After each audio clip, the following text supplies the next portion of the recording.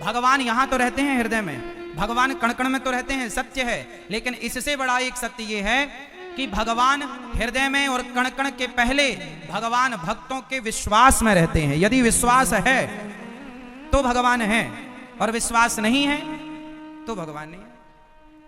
मंदिरों में भगवान उनके लिए है जिन्हें विश्वास है, वरना जिन्हें विश्वास नहीं है उनके लिए तो पत्थर की मूर्ति है। हाँ या ना? इसलिए भगवान को पाना हो तो पहले अपने विश्वास को मजबूत बनाओ। आज हम लोग भगवान से दूर इसलिए हैं क्योंकि विश्वास जिस तरह से होना चाहिए, जिस प्रकार का विश्वास चाहिए, उस तरह का विश्वास नहीं हो पाता। विश्वास मंत्र जाप मम दृढ़ विश्वासा,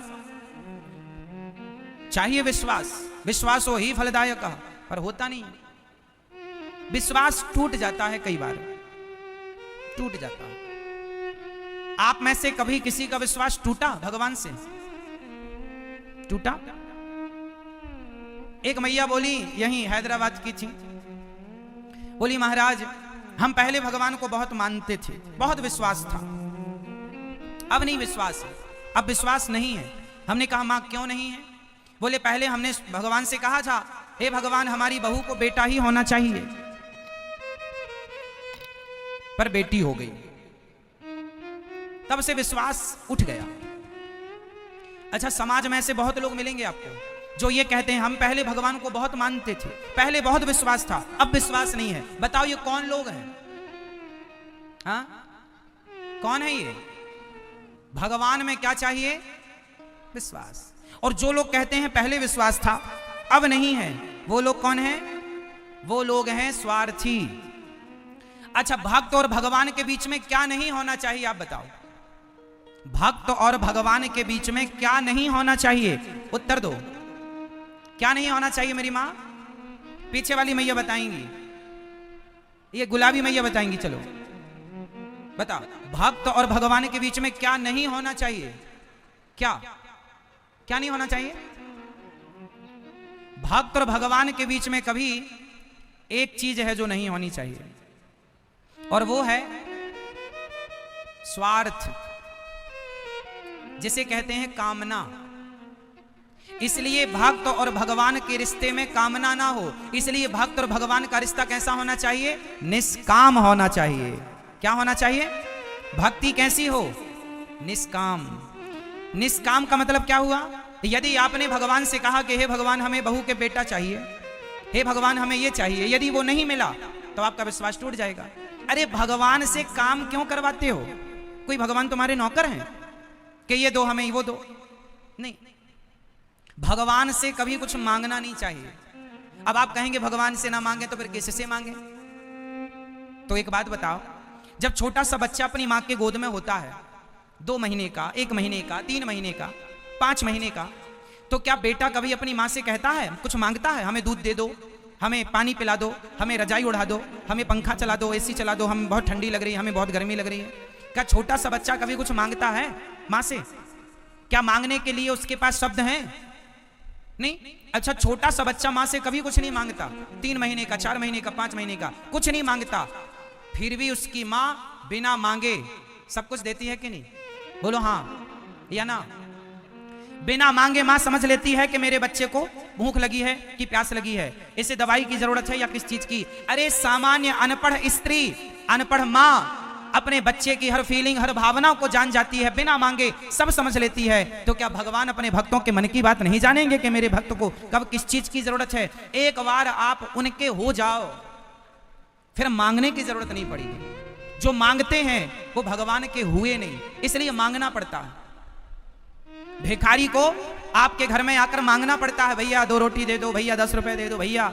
लेकिन आपका बेटा, उसे मांगना नहीं पड़ता, वो पापा की, वो पिता की संपत्ति का अपने आप वारिस हो जाता है। पिता का जितना धन होगा वो बेटा उस धन का अधिकारी हो गया, केवल जन्म लेते ही। बोलो हाँ। भिखारी को मांगना पड़ता है, बेटे को मांगना नहीं पड़ता। बिना मांगे वो पिता की सारी संपत्ति का अधिकारी बन जाता है। क्यों? क्योंकि वो एक बार पिता का हो गया। उसी तरह एक बार भगवान के हो जाओ तो भगवान सब कुछ देने को तैयार। विडंबना ये है कि हम भगवान के हो नहीं पाते। हम किसके होते हैं? हम संसार के लोगों के होते हैं, है ना? हम तुम्हारी पत्नी हैं, हम तुम्हारे पति, हम तुम्हारे पिता हैं। संसार के ना बनो, संसार से रिश्ता ना जोड़ो, भगवान से रिश्ता। और भगवान के इस रिश्ते में, भक्त और भगवान के रिश्ते में क्या नहीं चाहिए मेरी माँ? क्या नहीं चाहिए? स्वार्थ। भक्ति कैसी हो? निष्काम, निष्काम, कोई कामना। भगवान से ये मत कहो कि भगवान हमें ये दे दो। भगवान को पता है बेटा क्या कर दिए साउंड में। भगवान को पता है कि हमें क्या चाहिए, भक्त को क्या चाहिए, सब पता है। इसलिए भगवान कण कण की सबको जानने वाले हैं। लोग कहते हैं भगवान यहां रहते हैं हृदय में, लोग कहते हैं कि भगवान कण कण में है। नहीं, भगवान है विश्वास में। यदि विश्वास है तो आपके लिए हर जगह है। नहीं विश्वास है तो दुर्योधन को विश्वास नहीं था तो वो भगवान कृष्ण सामने खड़े तो रहे पर वो सामान्य ग्वाल वाला मानता रहा। और अर्जुन को विश्वास था तो जिसे ग्वाल वाल मान करके दुर्योधन अपमान करता रहता था, उन्हीं कृष्ण को उस अर्जुन ने भगवान मानकर अपना लोक और परलोक दोनों सवार लिया। ये समझदारी है। दुर्योधन घमंड में भरा रहा कि तुम तो बचपन में चोरी करते थे मक्खन की, तुम तो गाले हो, गाय चराते थे। दुर्योधन ग्वाला ही मानता रहा, अर्जुन भगवान मानते रहे। कोई मंदिर में पत्थर देखता रहा, कोई पत्थर में भगवान देखता रहा। ये तो देखने वाले पर निर्भर करता है कि आप क्या देखना चाहते हैं। मानो तो मैं गंगा मां हूं, ना मानो तो बहता जाकी रही भावना जैसी, प्रभु मूरत देखी तिन तैसी। तो भगवान में क्या होना चाहिए? विश्वास। ठीक है, सबके भीतर है भगवान। अच्छा ये बताओ, आप में से कितने लोगों ने भगवान को देखा? आपने भगवान को देखा है? आपने भगवान को देखा? हाँ या नाम उत्तर देना है। आपने भगवान को देखा? नहीं। आपने भगवान को देखा? नहीं। ये मैया बैठी हैं आगे कुर्सी पर, बताएंगी आपने भगवान को देखा है? मेरी माँ नहीं। पीछे वाली मैया, वो पीली मैया खड़ी हो, बताओ आपने भगवान को देखा है? देखा है? ये पीछे वाली मैया जो चेयर पर बैठी है पीछे, मैया बताओ आपने भगवान को देखा है? नहीं। आप लोगों ने, भैया आप लोगों ने भगवान को देखा? दादाजी आप बताइए, आपने भगवान को देखा है? हाँ या ना में सिर हिलाना बस। आपने भगवान को देखा है? हाँ या ना? नहीं देखा। पीछे वाले दादाजी आप बताइए, आपने भगवान को देखा है? नहीं। आप में से 80% लोग कह रहे हैं कि हमने भगवान को नहीं देखा।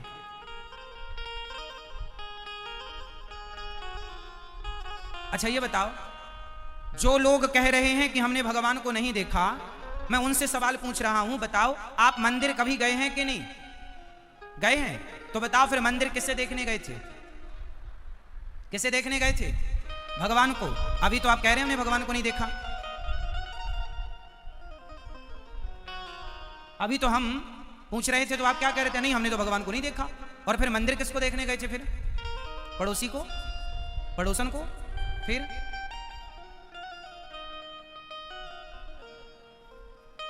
मंदिर गए थे, भगवान को देखा था, पर कोई पूछेगा कि भगवान को देखा? नहीं हमने तो नहीं देखा। आप में से कितने लोग हैं जो हफ्ता 15 दिन में मंदिर जाते रहते हैं? कुछ लोग तो रोज जाने वाले होंगे, कुछ हफ्ता 15 दिन, महीने में तो जाते ही होंगे। जाते हो ना? तो किसे देखने गए थे ये तो कंफर्म कराओ। भगवान। तो अभी तो कह रहे हो कि नहीं देखा।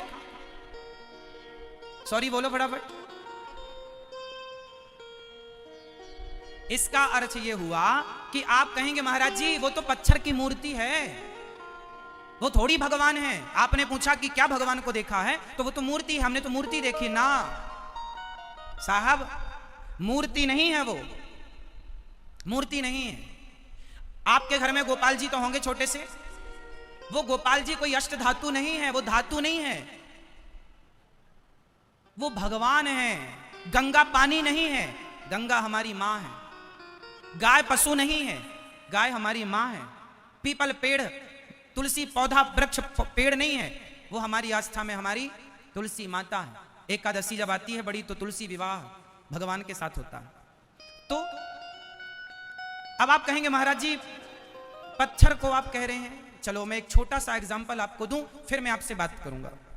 ये बताओ मां और बेटे के बीच में जो प्रेम होता है, बताओ मां और बेटे के बीच में प्रेम होता है या नहीं?